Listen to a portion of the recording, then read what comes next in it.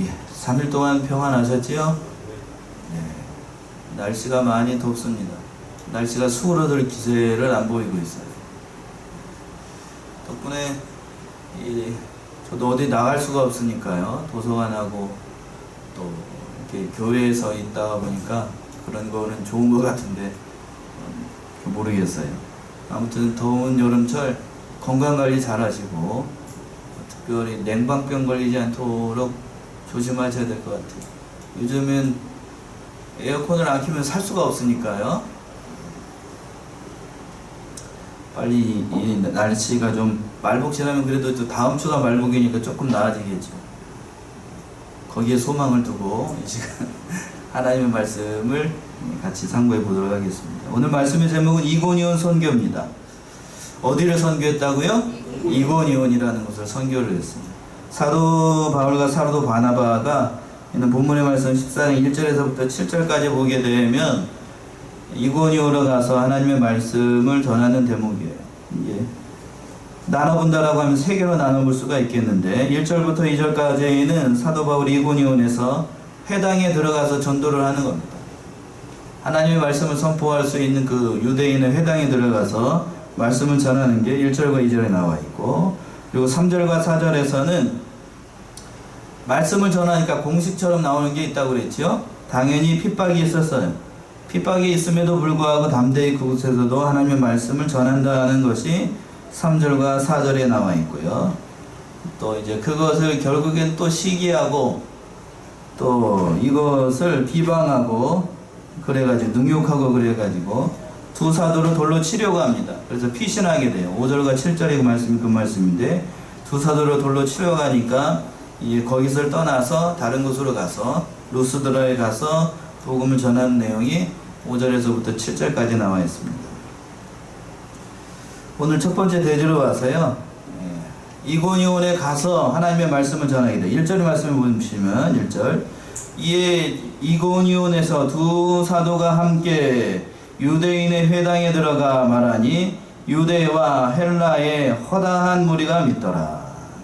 이고니온이라는 곳이 어디일까? 한번 PC 한번 눌러보세요. PC. 네, 제가 이거 사도행전 할 때 지도를 보여주는 이유가 뭘까요?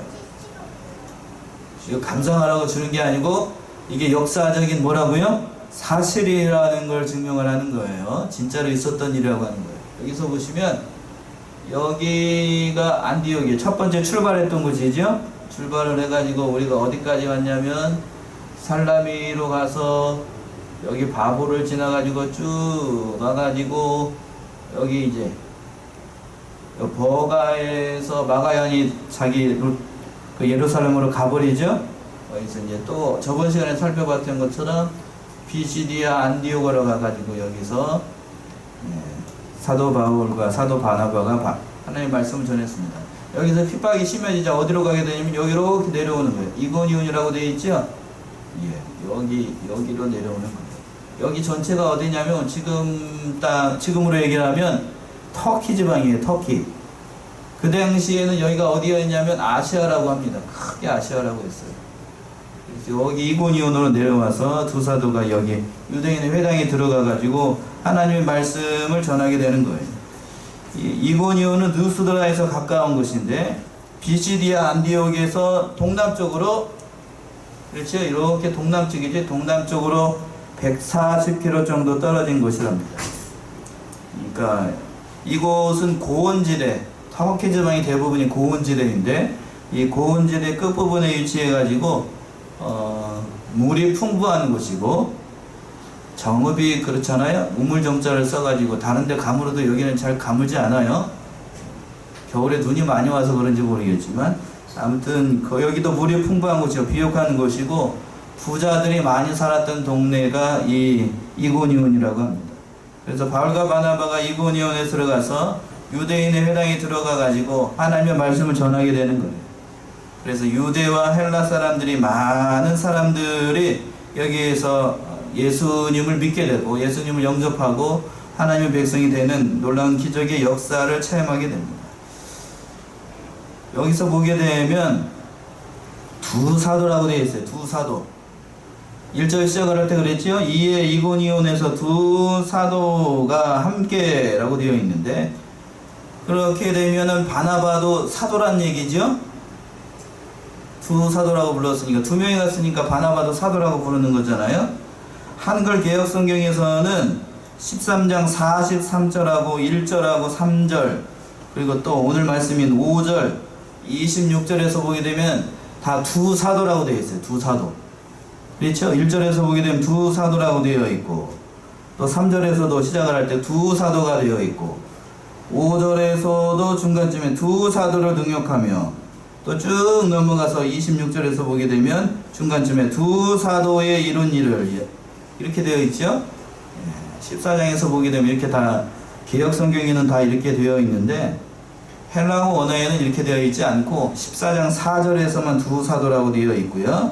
14장 4절에서만 두 사도라고 되어 있고, 이렇게 헬라어 원어상에는 그렇게 되어 있는데, 그렇다라고 하면 한 가지 좀 살펴봐야 될 게 뭐냐면, 바나바를 사도라고 부른 것이 옳은가요? 잘못된 건가요? 조금 어려운 걸 수도 있어요. 바나바를 사도라고 부르는 게 맞아요? 틀려요? 어렵죠. 제가 어려운 걸 물어봤죠. 원래 사도는 뭐죠?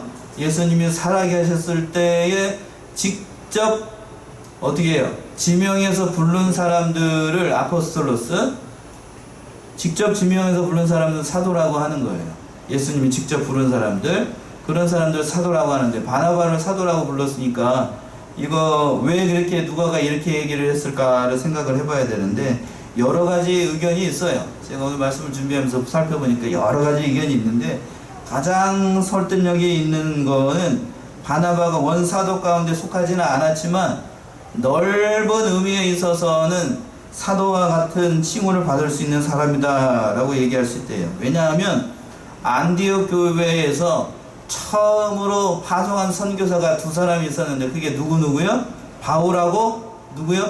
바나바였어요. 바울하고 바나바를 파송을 했기 때문에 이 선교사라는 의미에서 두 사람을 사도라고 부른 것이다, 이렇게 얘기하는 학자들이 많이 있습니다. 그래서 이병규 목사님 강의서에서도 넓은 의미에 있어서는 이 바나바도 사도라고 부르는 것이 옳다라고 얘기를 하시더군요. 저도 그 의견에 동의를 해요. 선교사라는 의미로, 목사로 안수를 받아가지고 선교사를 보통 파송을 하잖아요. 그거와 같이 이 사람들을 이방인으로 보낼 때에는 사도로 보낸 거예요. 목사로 보내는 거하고 전도사나 강도사로 선교지에 나가는 거하고 많은 차이가 있습니다. 교회의 법적으로 많은 차이가 있어요. 목사 안수를 정식으로 받고 가게 되면 목사는 성례를 집례를 할 수가 있고 세례를 다 줄 수가 있어요. 교회 법적으로 아무런 문제가 되지 않습니다. 그러나 전도사나 강도사님들은 안수를 받지 않았기 때문에 성례를 집례를 할 수가 없어요. 그런 한계점이 있습니다. 그래서 보통은 선교사로 파송을 할 때에는 안수를 해서 보내요. 그런 의미에서 두 명의 사람을 사도라고 불렀다라고 보는 것이 맞는 것 같아요.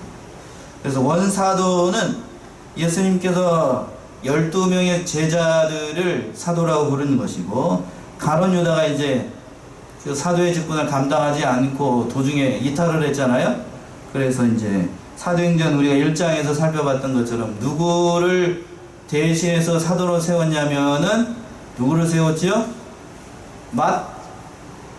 원래 사도행전 1장 25절 보세요. 1장 25절이요. 읽어보세요. 1장 25절.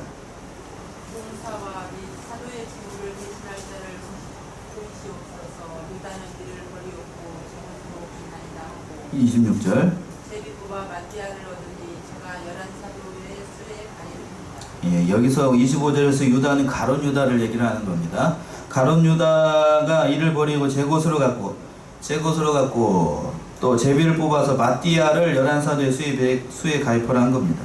임시적으로 마띠아가 이 사도의 직분을 감당을 한 것이고, 교회의 정통적인 견해에는 12사도 가운데 한 사람을 누구로 지목을 하냐면 누구요?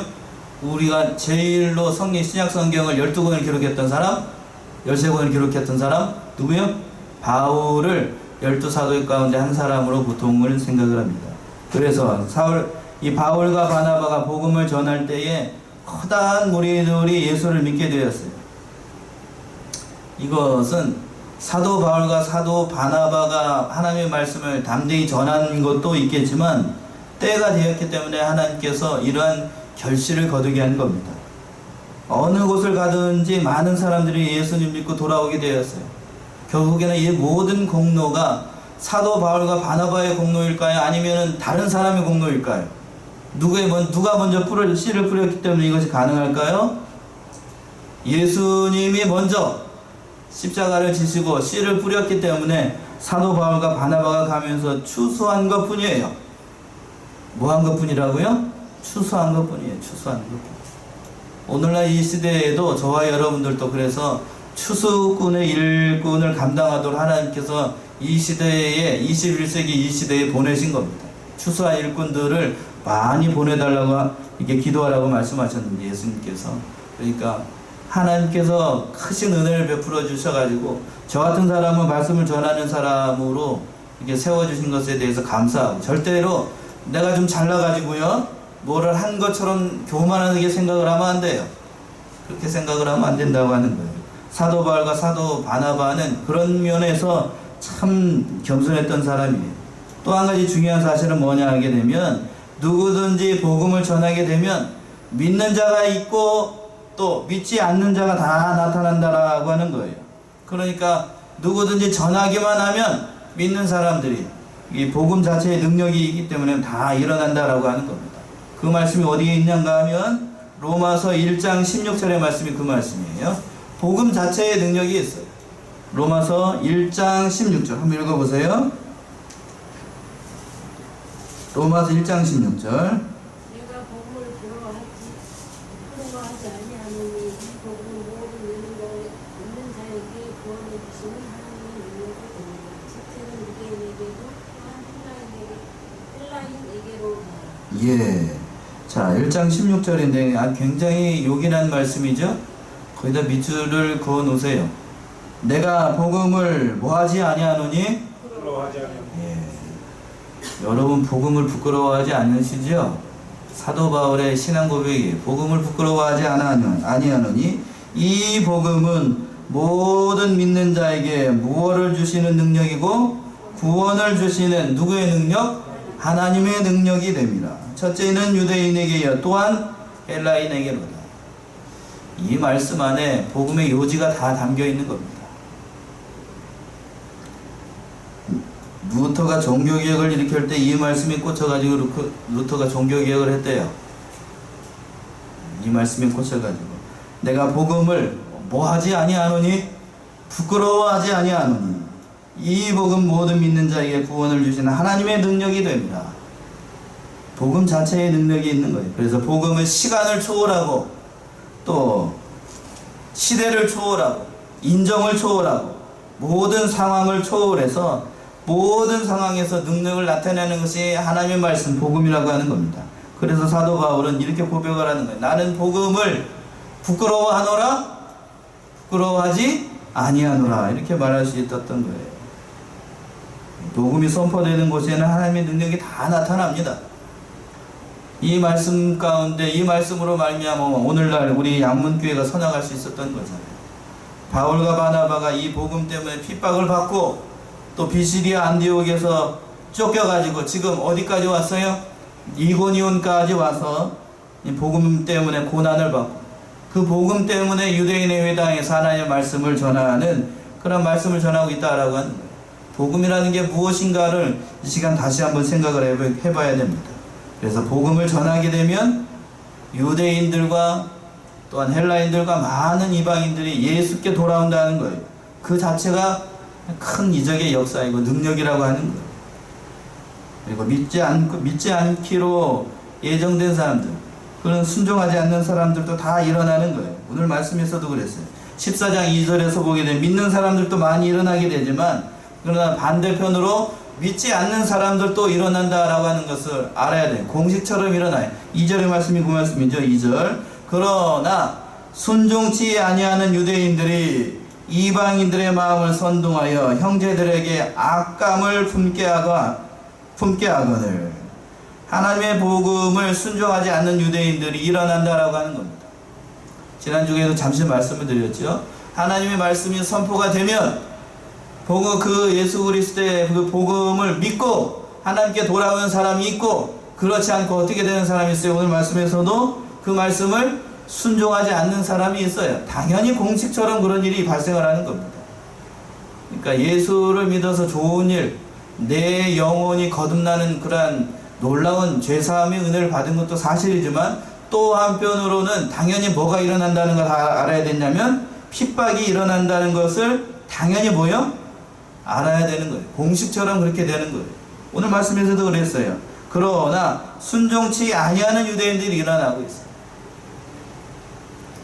이렇게 일어나는 겁니다. 믿지 않는 유대인들이 그 이방인들에게 사도들이 전한 복음에 대해서 악선전하게 되고 악감을 품게 만들고, 이런 사람들이 많이 일어나게 되는 거예요. 그런 가운데서도 이 두 사도는 참고서 하나님의 말씀을 잘 전했습니다. 핍박 중에서도 담대하게 말씀을 전했다라고 하는 거예요. 이것이 제가 오늘 말씀 묵상하면서 참 대단한 두 사도들이다 하는 것을 제가 깨닫게 됐습니다. 3절 보세요. 3절 어떻게 됐는가?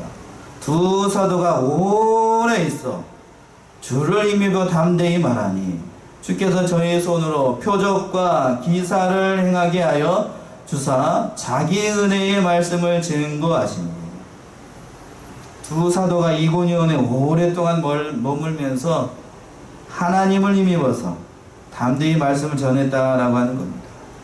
이렇게 불순종하는 사람들, 반항하는 사람들을 보고 사도 바울과 사도 바나바가 한 방법, 대처한 방법이 참 은혜가 되는 것 같아요. 첫 번째, 이 사도 바울과 사도 바나바가 어떻게 했냐면, 그랬죠? 3절 시작을 할 때 두 사도가 어떻게 있었다고요? 오래 있었습니다. 오래 있었어요. 오래 머물러서 그렇게 반항하는 사람들이 나타날 때마다 피하고 도망가는 것이 아니라 끝까지 참고, 참을 수 있을 때까지 참고 오래도록 그 말씀을 전했다라고 하는 거예요. 얼마나 오래 있었는가? 그건 알 수가 없어요. 성경에 기록이 없기 때문에. 그 오랫동안 참을 수 있는 만큼, 견딜 수 있는 만큼 견디고, 한 사람이라도 건져내기 위해서 동분서주하면서 불철주야 그 말씀을 위해서 기도 많이 하면서 하나님의 말씀을 핍박 가운데서도 담대히 전했다라고 하는 거예요. 오래 참는다. 얼마큼 오래 참아야 될 것인가? 사랑에 대해서 정의를 할 때에 고린도전서 13장 4절에서 보게 되면 사랑에 대해서 정의를 할 때 이렇게 정의를 했어요. 한번 찾아보세요. 굉장히 중요한 말씀이라 찾아봐야 되겠어요. 고린도전서 13장 4절 한번 읽어보세요. 13장 4절. 13장 4절 한번 읽어보세요.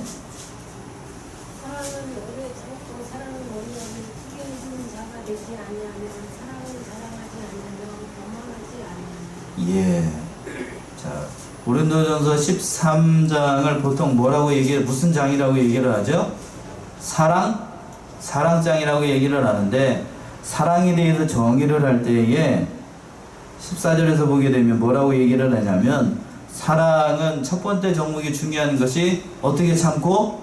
오래 참고.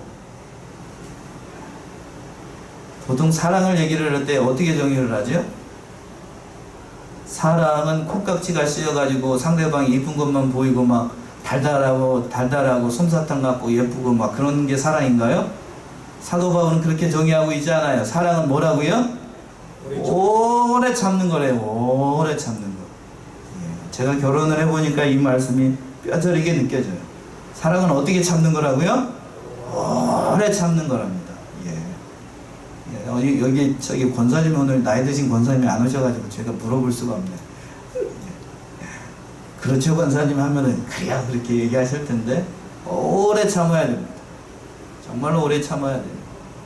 사도 바울과 사도 바나바가 이고니온에서 불순종하는 사람들, 복음의 말씀을 대적하고 반기를 드는 사람들에 대해서 이러한 마음을 품었다라고 하는 거예요. 그들을 어떻게 여겼냐면 사랑의 마음을 품고 오래 참고 그리스도의 마음을 품고 끝까지 참았다라고 하는 거예요. 그러니까 그 사람들을 불쌍히 여겨가지고 그 사람들을 구원해낼 수가 있는 거죠. 쉽지 않은 겁니다. 말은 이렇게 하지요. 말은. 그런데 자신을 배반하고 자신에게 불순종하고 하나님의 말씀을 거역하는 사람들을 끝까지 참는다. 포기하지 않는다. 인간적으로는 그게 어려워요. 연약한 인간의 성품을 가지고 있는 그 부패한 인간이 이렇게 오늘 고린도전서 13장에서 얘기하고 있는 것처럼 사랑은 오래 참고 여기서부터 어려워요. 여기서부터. 그러니까 부패한 인간의 본성을 가지고 있는 우리는 제대로 된 사랑도 할 수 있는 사람이라고요? 없는 사람이라고요? 살 수 없어요. 제대로 사랑을 할 수도 없다고요. 그런데도 여러 가지로 얘기를 하죠. 하고 싶은 얘기가 많은데 시간이 좀 없는 것이 안타깝네요. 한 가지만 더 말씀을 드리면 전에 어느 교회에 있을 때 청년부도를 얘기를 할 때 너희들 왜 결혼을 한다고 생각을 하냐 그래서 물어봤어요. 제가. 그랬더니 뭐라고 대답을 했을까요? 청년들이 사랑하니까 결혼을 하죠.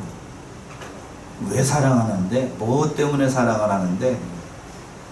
여러 가지를 얘기를 하더군요. 제가 그러면 물어봤어요. 결혼이라는 게 뭐라고 생각해요? 사랑한다는 게 뭐라고 생각해요? 여러 가지로 얘기를 하면서 그랬어요. 결혼을 하게 되면 좋아서 결혼하고 사랑해서 결혼하고 눈에 아까 얘기했잖아요. 제가 말씀드렸던 거. 그 긍정적인 것이 아니라 결혼을 하게 되면 뭐를 발견하냐면 네 자신이 하나님 앞에서 참으로 추하고 추한 사람이라는 것을 알게 되기 때문에 결혼하는 게야. 이렇게 얘기를 했어요. 무슨 얘기냐고요? 결혼을 하게 되면 앞에서 사랑했던 배우자가 어느 순간부터 뭐가 되냐면 사랑하는 사람이 아니라 뭐가 되죠? 두자로 왼수가 돼요. 왼수가 됩니다. 그거를 발견하기 때문에 그걸 왼수로 보는 누구를 발견해? 또 나를 발견하는 게 결혼이다. 그거를 감사하게 여길 수 있으면 결혼을 해도 되고 그걸 감사하게 여길 수 없다라고 하면 아직 결혼할 준비가 덜 됐으니까 좀 이따라고 제가 그렇게까지 얘기를 한 적이 있어요. 맞는가요? 결혼이라고 하는 것은 그런 것 같아요. 자기 자신이 어떠한 사람인가를 발견하기 때문에 결혼하는 거예요. 아이를 키우면서도 저 그런 생각을 많이 합니다. 저랑 똑같이 닮았어요? 뭐까지도 똑같이 닮았죠? 안 좋은 것까지 똑같이 닮았어요. 안 좋은 것까지. 좋은 것만 똑같이 닮은 것이 아니라 안 좋은 것까지 똑같이 닮았어요. 그러니까 부모들이나 집사람도 그렇지만 본인이 나쁜 행동을 했을 때 더 많이 혼나요. 왜 혼날까요? 자기의 못난 것을 그대로 닮았기 때문에 더 많이 혼나는 거예요. 여러분들도 마찬가지잖아요. 고집 쓰는 거나 똥꼬집 부리는 거나 뭐나 이런 거 잘못된 거 잘못하게 되면 그런 거잖아요. 아이고 여기까지 하고요. 두 번째 또 중요한 것이 있어요. 오래 참아야 되고 또 중요한 것은 인간이 그러한 것을 견딜 수가 없기 때문에 두 번째 중요한 것이 주의 힘을 힘입어서 말씀을 전해야 된다라고 하는 거예요. 누구의 힘을 힘입어야 돼요? 주님의 힘을 힘입어서 얘기를 해야 됩니다. 그 밑에 하반절에 그랬잖아요. 3절 하반절. 두 사도가 오래 있어 주를 힘입어 담대히 말하니. 하나님을 힘입어서 말을 전해야 됩니다. 인간의 능력으로 하나님의 말씀을 전할 수 있다. 할 수 없는 일이야. 할 수 없는 일. 앞에서도 잠시 결혼에 대해서 제가 잠시 깨달은 걸 말씀드린 것처럼 하나님의 말씀을 전하는 것도 마찬가지입니다. 내 능력으로 내 철학과 지식으로 하나님의 말씀을 전한다. 감당할 수 없는 일인 것 같아요. 점점 그걸 많이 느낍니다. 두 사도가 그래서 사람으로서는 불가능하고 하나님의 힘을 힘입어서 해야 된다는 것을 알고 하나님을 힘입어서 주를 힘입어서 담대히 말씀을 전하게 됐습니다. 마지막으로 그렇게 하니까 하나님께서 어떤 은혜를 베풀어 주셨는가? 세 번째가 중요한데 주께서 저희 손으로 뭐와 뭐를 행하게 하셨어요? 표적과 기사를 행하게 하셨습니다. 하나님을 바라보고 하나님을 힘입어서 말씀을 전하니까 하나님께서 표적과 기사를 많이 베풀어 주셔가지고 반대하는 사람들의 입을 막아버린 거예요. 뒤에 가서 살펴보게 되겠지만 안진뱅이도 일으킵니다. 다음 주에 살펴보게 되겠지만 놀라운 하나님의 기적 가운데 참여하게 되고 하나님의 능력의 역사가 일어나게 돼서 반대하는 사람들이 그것을 보고 놀라 자빠지는 거예요.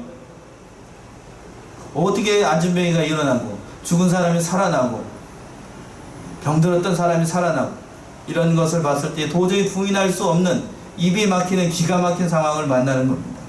그런데 그것을 보고서 그러한 표적과 기사를 보고서도 믿는 사람이 있는가 하면 또 어떤 사람도 있게 된다고요? 안 믿는 사람도 나타나는 거예요. 그 말씀이 4절에 있는 말씀이네요. 4절 한번 보세요. 그 성내의 무리가 나뉘어 유대인을 쫓는 자도 있고 또 누구를 쫓는 자도 있어요? 두 사도를 쫓는 자도 있는지라. 공식입니다. 공식. 말씀을 전하게 되면 그 말씀대로 믿는 사람이 있는가 하면 그렇지 않고 믿지 않고서 여전히 죄 가운데 허덕이면서 그 예수라고 하는 그 복음을 부인하면서 이를 부득부득 갈면서 그렇게 하는 사람들이 있어요. 두 사도들이 전할 때에도 이런 일이 있었어요. 오늘날 저와 여러분들이 하나님 말씀대로 살려고 애를 쓸 때에 또 하나님 말씀을 전할 때에 이러한 일이 있다는 걸까요? 없다는 걸까요? 이러한 일이 우리 삶 가운데서도 당연히 일어난다라고 하는 거예요. 그러니까 하나님의 능력이 없는가? 내가 예수를 잘못 믿어서 이런 어려움이 있는가? 그렇게 생각하면 안 된다고요. 당연히 뭐 있다고요? 있다는 거예요. 그런 어려움들을 예수를 믿으면 당연히 찾아오게 되는 것, 그런 공식처럼 찾아오는 것을 가지고 낙심하면 절대로 안 됩니다. 낙심하지 마세요. 그렇게 해서 믿는 사람은 더욱더 믿게 하고 믿지 않는 사람은 어떻게 하기 위해서 더 하나님을 버리고 하나님의 심판을 받아서 정죄를 받아서 그렇게 되도록 하기 위해서 하나님께서 하시는 일이에요. 이것을 바라보고 우리가 낙심하지 않아야 되겠습니다. 5절에서부터 7절의 말씀은 이제 끝까지 참고 하나님의 말씀을 전했지만 더 이상 이러한 일들을 감당할 수가 없으니까 다른 곳에 가서 두 사도가 복음의 말씀을 전하게 되었습니다. 5절 보세요. 5절 사도행전 5절 이방인과 유대인과 그 관원들이 두 사도를 능욕하며 뭘로 치려고 달려들었어요? 돌로 치려고 달려들었습니다. 예수 믿어서 죄사함 받고 하나님의 백성이 되세요 하는 것에서 어디가 나쁜 말이 있어요? 나쁜 말 하나도 없지요? 죄사함 받고 하나님의 백성이 되고 회개하고 하나님의 백성이 되라는 말씀 가운데 나쁜 말이 어디가 있어? 어디가 있다고? 그거를 가지고 능욕하고 돌로 치려하고 내가 너같이 예수 믿으면 내가 이 성을 간다 이런 소리나 했었고 네가 천당 가면 내가 만당을 가겠다 이런 얘기를 하면 안 된다고요. 그렇게 살아가지 못하는 우리들에게도 뭐 일말의 책임은 있지만 그렇게 하게 되면 하나님의 심판이 엄중한 거예요.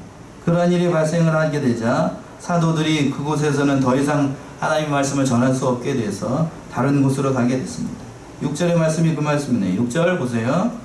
저희가 알고 도망하여 루가오니아의 두 성 루스드라와 더베와 및 그 근방으로 가서 거기서 복음을 전한다. 오늘 이제 다음 주에 살펴보게 되겠지만 여기서 이제 이고니온에서 말씀을 전하고 여기 이제 루스드라로 가게 되고 또 더베로 가게 돼서 하나님의 말씀을 전하게 됩니다. 이 루스드라에서 안진뱅이를 일으키는 역사가 일어나게 되고 또 사도 바울의 믿음의 아들이었던 디모데의 고향이 어딘가 하면 여기에요. 루스드라입니다. 루스드라에서 디모데를 만나고 또 디모데의 어머니 누구요? 유니게를 만나게 돼요. 그곳이 이 루스드라입니다. 사도 바울에게 있어서 이 루스드라는 그래서 빼놓을 수 없는 곳이에요. 또 한 가지 이 루스드라에서 이제 다음 시간에 살펴보게 됐지만 디모데를 만난 것도 큰 기적의 역사이지만 이곳에서 거의 죽을 뻔해요. 오래 맞아가지고 죽을 뻔한 곳이 루스드라예요. 하나님의 이적의 역사 가운데 모든 일들을 잘 감당함으로 하나님께서 이런 놀라운 일들을 만나게 하신 겁니다. 사랑하는 우리 양문의 성도님들도 오늘 이 말씀을 통하여서 이곤에서 두 사도들이 말씀을 전할 때에 그거를 명심을 하셔야 돼요. 말씀을 전하게 되면 믿는 사람이 있고 또 어떤 사람들이 있게 되냐면 믿지 않는 사람도 있다라고 하는 거예요. 저와 여러분들이 예수를 믿게 되면 당연히 그러니까 공식처럼 찾아오는 것이 죄사함의 은혜를 받아서 하나님의 백성이 된 것은 놀라운 믿음의 역사이지만 또 한 가지 중요한 사실은 예수를 믿으면 뭐가 기다리고 있어요? 핍박이 기다리고 있고 십자가가 기다리고 있다는 겁니다. 여러분에게 다가오는 십자가와 그 핍박은 어떠한 것일지 몰라요. 각자 개인의 믿음의 역량에 따라서 하나님께서 감당할 수 있을 만큼 주시기 때문에요. 그것이 죄송하지만 이렇게 표현해서 죄송해요.